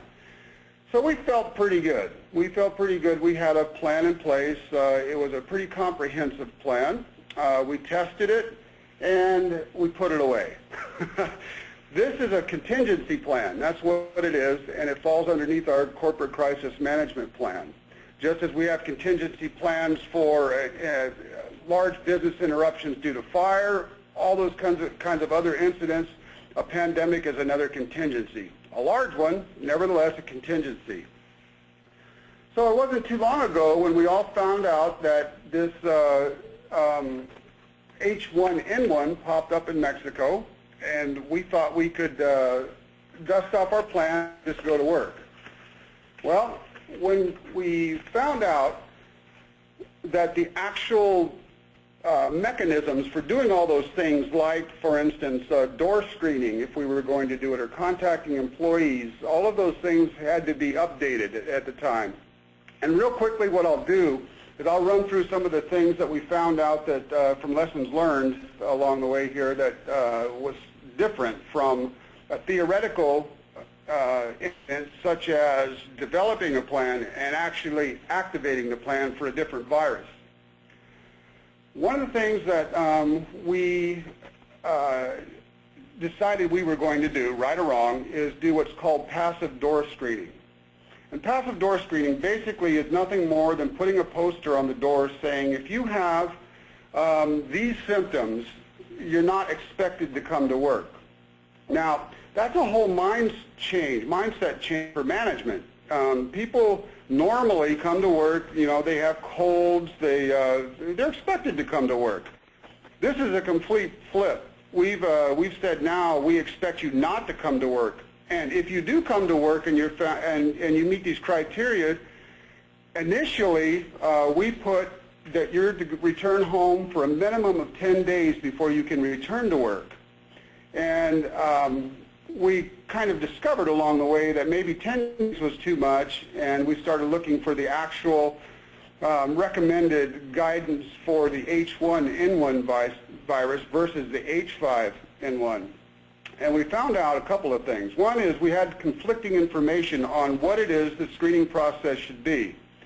Even on the CDC website, there were things like if you have any of these symptoms, you should not go to work or school. And it says such as a fever, runny nose, cough, flu-type symptoms.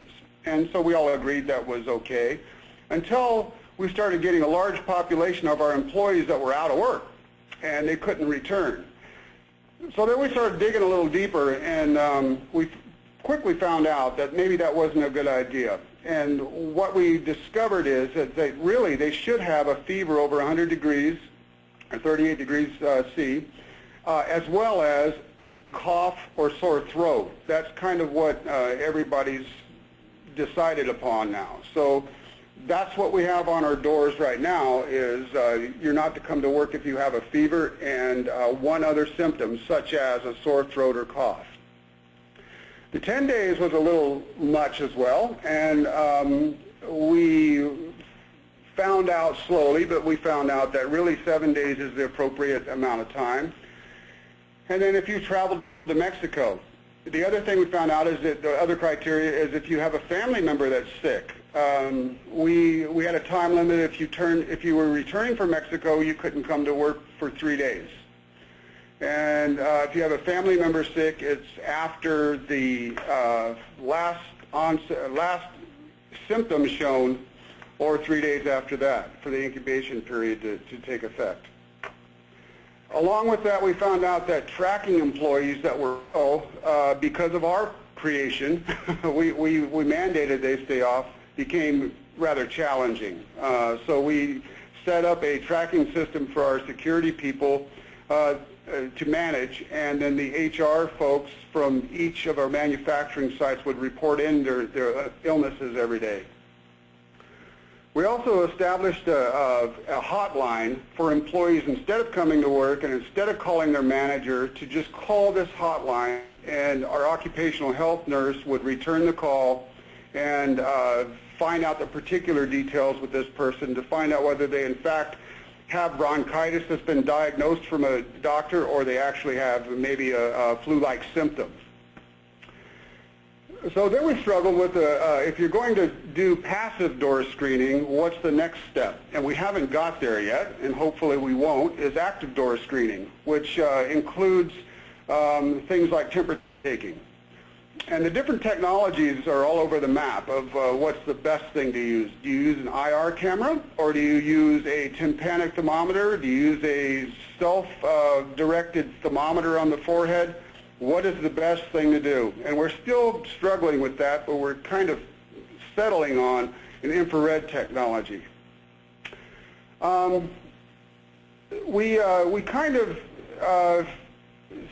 are really this back. Hopefully it won't occur, because in our case in Santa Clara, we have a campus that has many buildings in it, and you need to restrict access, and the access points needs to be constricted down to maybe 2 entrances or something like that, and it's going to be a completely different change for employees to get used to. Well, after wrestling with these kinds of things, we found out that it may even go farther than that, and we should set up some criteria to actually shut down a manufacturing site if it were to get that bad. And what should the trigger mechanisms be? I can't really go into when we're going to shut down a manufacturing site, but there is a point when we would consider doing it, and those those kinds of considerations need to be done quickly if we're going to do it, and they need to have the right approval process. And so you scripted a way to be able to do that rather quickly, clear up to the CEO and back down. And we think we have it in a way that's doable. So the biggest thing that's probably thrown us for a loop with this whole exercise is that we're in phase 5. They were considering and still are considering to go to phase 6 if they have a sustained transmission of the human. And yet there's not very many people getting really sick with this thing. So there's a tendency to say that people are overblowing this thing. And at first, I have to tell you that everyone across the board was fine with this. Everyone was scared of this virus, and we had an overwhelming positive support from our employee population. But now, after we've been into it a little while, we have mixed emotions. In our plant in South Portland, Maine, they're not affected very bad. There's not many people that have it in the state of Maine. The employees are, in fact, the CDC in Maine is from what I've heard anyway from our site contacts, is treating this more like a seasonal flu than it is a pandemic potential flu, in the sense that it's relatively mild, the schools are back open, and they're trying to make a sense of calm over the citizens there. And it's working. They're getting pretty calm. As a matter of fact, maybe a little too calm. Whereas we have the other end of the spectrum in our site in Arlington, Texas, where there's many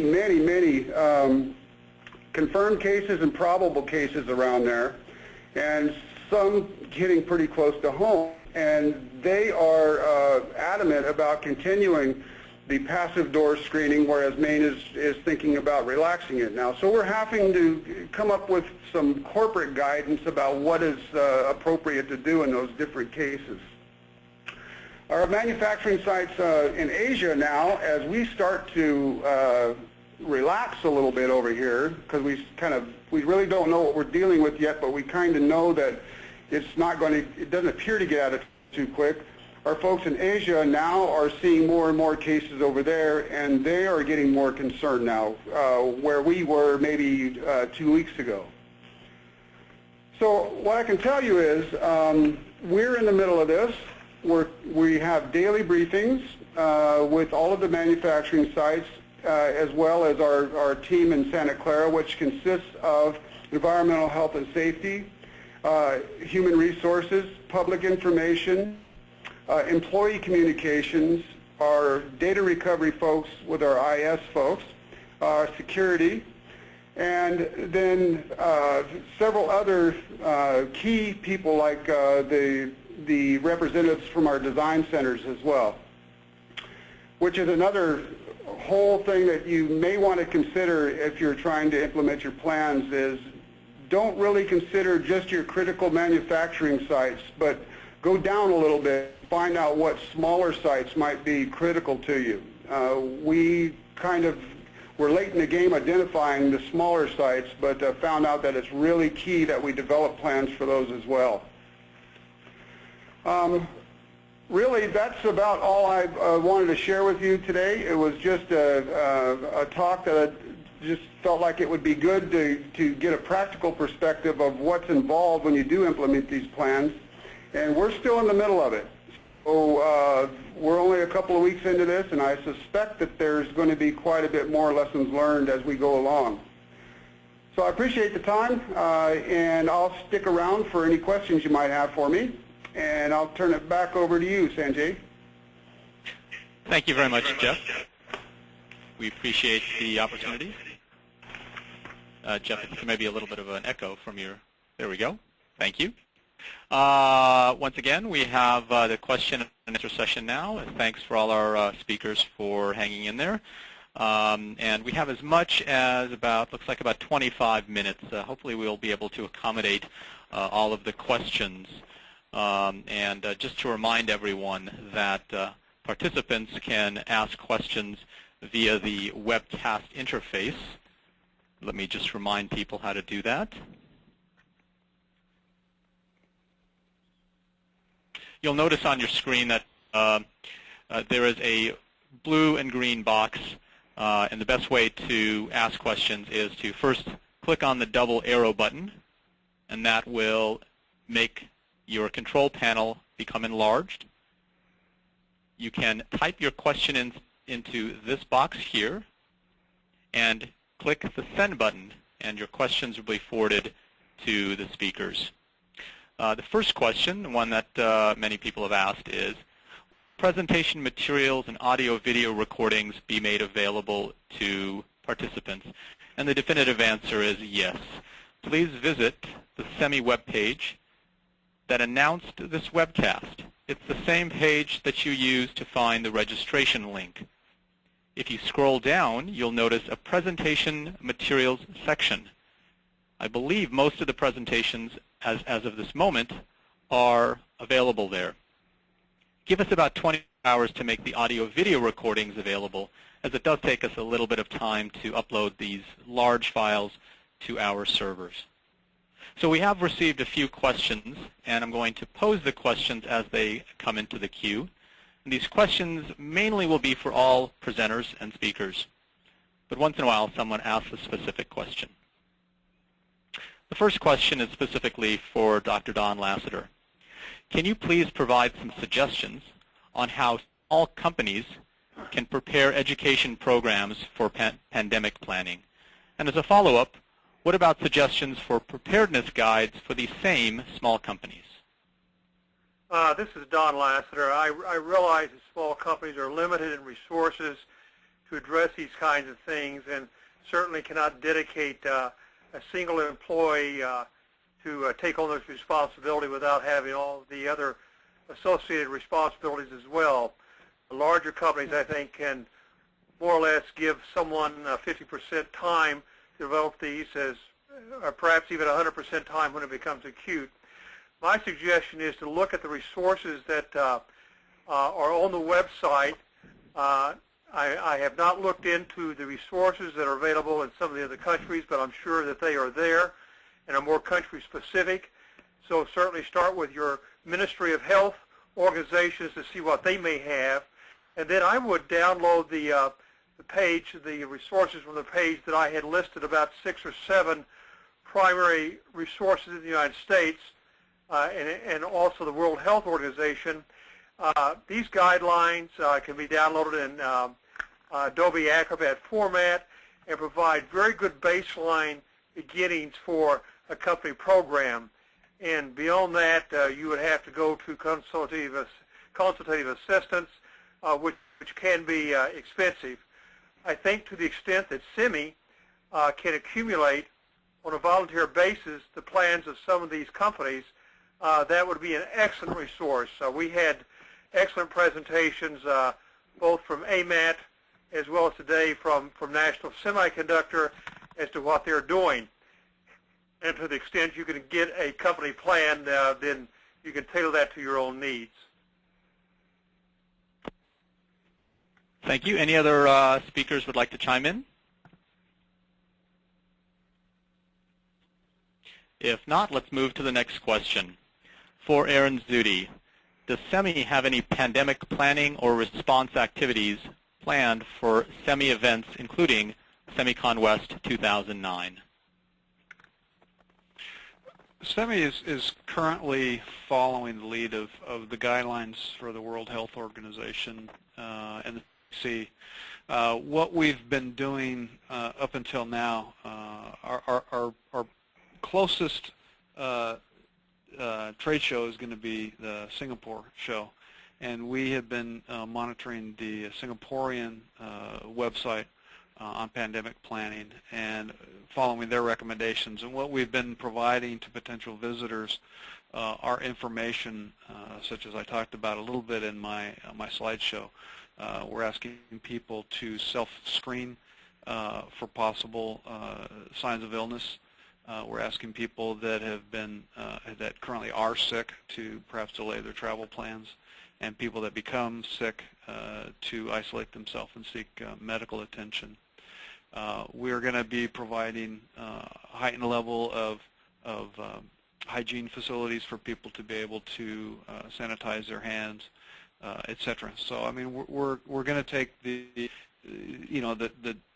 reasonable approaches that most companies are taking when visitors or when they congregate, which is try to encourage a certain amount of social distancing if possible. It's a little difficult in the trade show, but we will provide a heightened awareness and level of understanding and sanitation facilities, and I think we can have, we can still have safe shows and work within the guidelines that are being provided. Thank you. Looks like there's a follow-up question, also for Aaron. Do you plan to include any specific programs or events on pandemic planning information exchange at future SEMI events, including SemiCon West 2009? That's a really good question. We don't have on the agenda any events on pandemic planning. That doesn't mean maybe we shouldn't look at the current schedule for SemiCon West to see if maybe we can put something in there. We'll take a look at that very closely. The problem is when you plan for events like SemiCon West, you pretty much lock in your activities and your programs 6 to 8 months ahead of time. But that's not to say that we can't look at that, because that might be a very useful thing to do. So we will look at doing just that to see if we can't perhaps fit some type of program in at SemiCon West. It's a very good idea. Thank you. Yes, Aaron, this is Sanjay. That question was actually posed by Abuka-san from Tokyo Electron in Japan.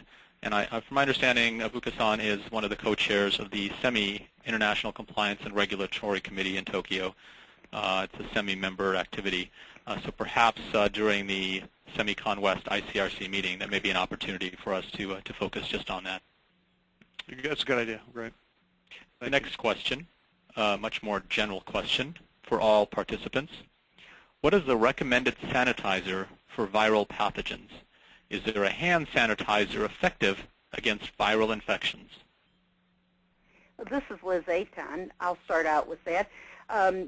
You have to distinguish between sanitizers for surface cleaning and those for hand and skin surfaces. So recognizing that it's a two-pronged question for the recommended sanitizer for viral pathogens.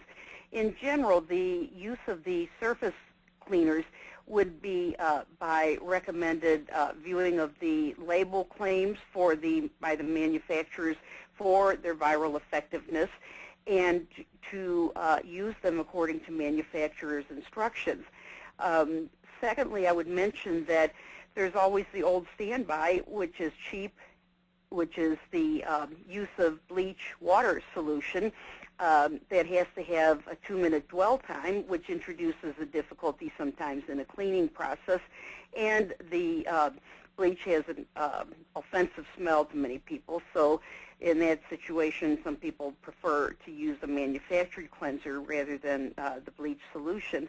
I would further note that if you do use bleach solutions, you do need to make them fresh every 24 hours. So you can't make a 55-gallon drum and use it for a week. Secondly, the second part of the question, talking about hand sanitizer effective against viral infections. Again, there should be information available from the manufacturer in terms of effectiveness, and again, of course, using the sanitizer appropriately, which generally means removing visible soil with a dry cloth or paper towel, and then further using the hand sanitizer. Now, the ones that I look for when making recommendations for a client or for a similar use would be those that are formulated with at least 63 to 70% alcohol.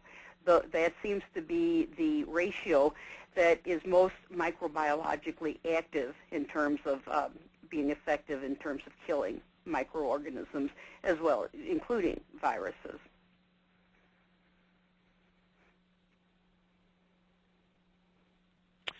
Other speakers?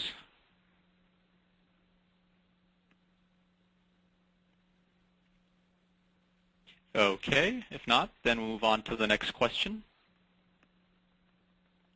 Regarding an effective employee's work area, how long should the area be quarantined to assure virus is not present, and what cleaning agents are suggested? This is Liz Aton again. This question also came up in the earlier webinar, so clearly it's of interest. The recommendations and interpretation then were that recognizing that in most workplaces for people in this industry, the workplace is generally pretty well ventilated, with even in office areas fairly well designed, so that some number of air changes over a period of time, maybe 30 to 45 minutes, which is an estimate. That's not a hard and fast number, but some number of air changes will very quickly move out any infectious particles that would remain airborne. Then, of course, following that with sanitizing hard surfaces with an effective microbial cleanser, according to label claim and company information, would be appropriate. And if you would have that done, clearly I would recommend, if you don't have that done until the next shift of housekeeping, then I would recommend that that space not be occupied. But if that's done when the employee leaves the workplace, then, after some period of time, a comparatively short period of time, that space should be safe for occupancy. Other participants?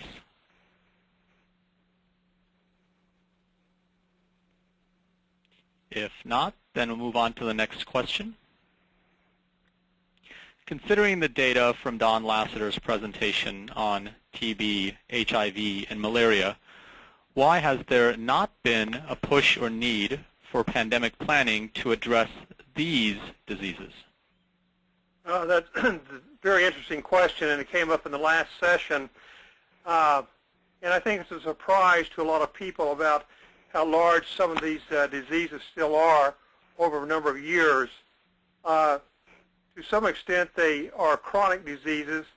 And with respect to malaria, people are infected time and time again during their lives. There is a period of time for under 5 children in which this disease is very lethal, particularly falciparum malaria. But after the age of 5, there is a type of immunity that is developed so that the victim does not die but simply has relapses throughout their lifetime. It's as of late that these diseases are addressed. The WHO and other organizations have been active in developing programs to address these diseases. For the last 5 years, during the Bush administration and carried on to the Obama administration in the United States, large sums of money in the billions of dollars have been dedicated to addressing these diseases. And with respect to a disease like malaria, there is an international consortium of organizations under the I think of the name Alliance for Malaria Prevention that meets weekly and discusses the problem. Right now for malaria, the big push is on both indoor residual spraying and the delivery of insecticidal mosquito nets.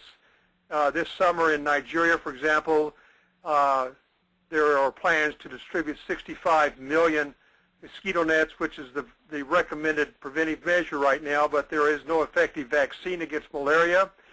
Of course, TB, the same thing. And for HIV/AIDS, although there are drugs that can keep the disease under control, of course, there is no curative treatment. But these things don't catch the imagination of people, such as an airborne upper respiratory infection that can be transmitted so rapidly as we've seen with H1N1. The United States, for example, the worldwide, there are about 2 billion people that have malaria. 40% of the world's population is at risk. In the United States, we have about 1,200 to 1,400 cases of malaria each year, but they are derived from people returning from areas in the world where malaria is endemic in just about every case. There are some cases surrounding international airports where mosquitoes may have been trapped on the plane and a couple of cases a year always turn up like that. But it's the urgency of this type of influenza that captures the nation's attention. If a country does not have this disease and suddenly there are over 2,000 cases in a period of several weeks, even if it's not lethal, people become concerned. So it's a level of concern. I think the amount of information that's involved for people to understand that there are pandemics that have been going on for many, many years that have not been addressed, such as the one we're trying to address at this point. Thank you. Other speakers? I would note that the public perhaps is becoming more aware of the problems with tuberculosis in terms of reaching across the globe, across continents and across countries, particularly with the emergence of the multi-drug resistant tuberculosis and the extremely drug resistant tuberculosis. So we do see some programs in other parts of the world than just the areas where it's highly likely, but again, it's on a different pathogen and a different proportion. Thank you for that answer. Anyone else? Otherwise, we'll move to the next question. This is for Aaron Zudi. Do you think there's value to incorporating emergency preparedness principles, including pandemic planning, into the SEMI Global Care Program? That's actually another good question. For those that do not know, the SEMI Global Care Program, Global Care is an initiative that SEMI member companies can sign up for. The initiative requires them to develop plans and put in place methods for meeting the principles of global care, which is protection of the environment, protection of the employee, those sorts of things. So pandemic planning does fit as part of the global care principles. In fact, probably what we could best do is through global care perhaps, or just through SEMI, is to develop or provide guidelines for business contingency planning programs.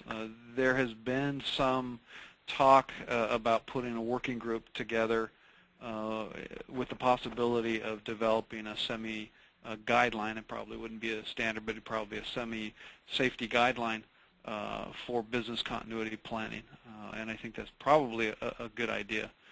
What we would need to do would be to find folks that might be interested in participating on a committee or a working group to develop a business standard for business continuity planning, and then get that into the process. So if the presenter of this question is interested in helping assist in that, please send me an email, azudi@semi.org, and we'll see if we can't do that. But it does fit as part of the global care principles.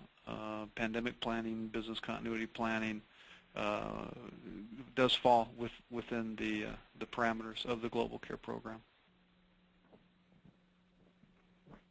Thank you. The next question for Jeffrey Clark. Can you please provide some more information about the Technical Emergency Response Forum, TERF? Are TERF activities available to a global audience, or is it limited to a North American audience?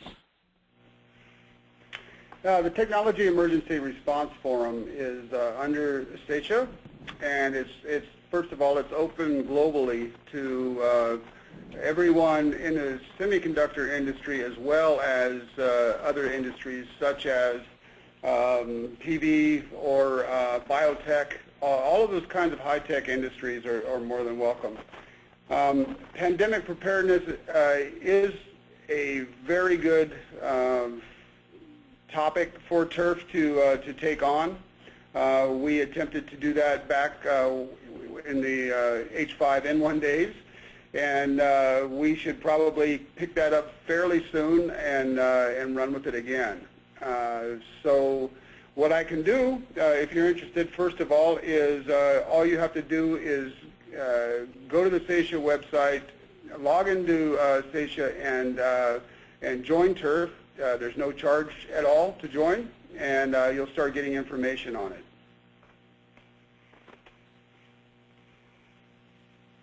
Thank you. The next question looks like a little bit more technically oriented. The CDC on May 1st reported its findings that the H1N1 virus lacks a certain protein, perhaps amino acid, that prevents itself from replicating fast and might explain why the spread of infection has not been as fast as initially feared. Can you comment on this as it relates to the subject of this webcast? This is Liz Aton. I'll jump in there. The data are still emerging in terms of the viral genetic makeup. As I mentioned, the genome has been sequenced, but there are still trials going on to better understand the implications of the gene makeup of this particular virus.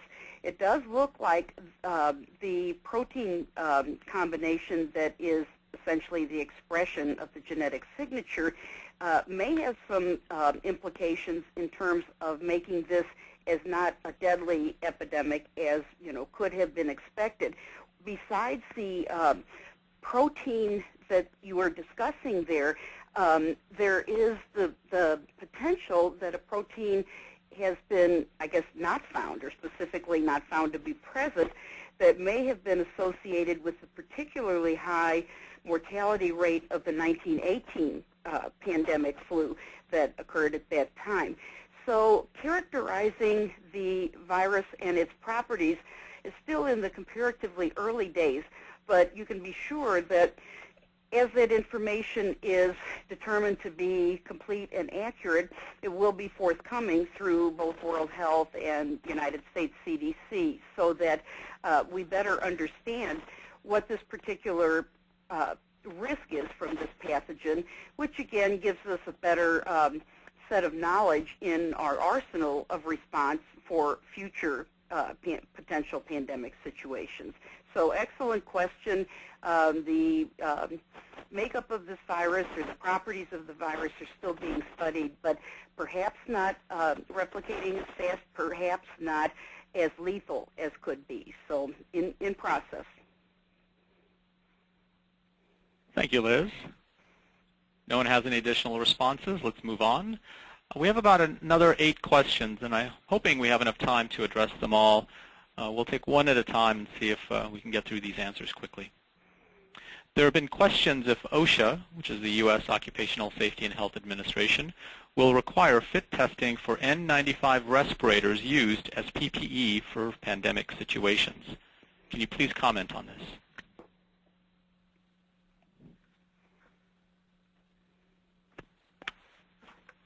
This is Don. I've seen that question, but I don't know whether it's been resolved. The respirators, of course, are a little bit different than, I mean, the mask-type respirators, I think is almost a misnomer for the N95 face mask there, but I'm not sure if there are other versions other than a one-size-fits-all and push down the clamp, the little metal clamp that fits over the nose. But I have seen that posted elsewhere, but I have not seen any other information that OSHA will require this. This is Liz Aton. As an industrial hygienist and having worked with the OSHA respiratory protection standard and read the preamble and had seen it issued in my career, I think this is an opinion, but I think it's extremely unlikely that OSHA would relax the requirement for fit testing for the N95 respirators used as PPE. Now, this is contingent on the appropriate use of an N95. Should employees in a regular workplace be wearing N95s? The answer is most certainly no. However, the people who should be wearing N95s would be researchers in labs working with the virus and individuals in healthcare, providing healthcare for the individuals with either suspect or diagnosed H1N1 flu. When we experienced the uptick in tuberculosis infections in the 90s, we saw that OSHA issued the standard and expected that the healthcare workers caring for those individuals with diagnosed or suspect tuberculosis would use an N95 and would be subject to the full requirements of the Respiratory Protection Program.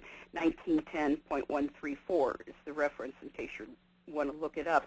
I would distinguish this, though, from the surgical face mask type of protection that seems to be in such widespread use. OSHA has no requirements, because there couldn't be any fit test requirements or other requirements for the use of a surgical face mask. Is even a surgical face mask necessary in a workplace? Most probably no. However, many employees or many people seem to think that it's like a lucky charm for, preventing disease.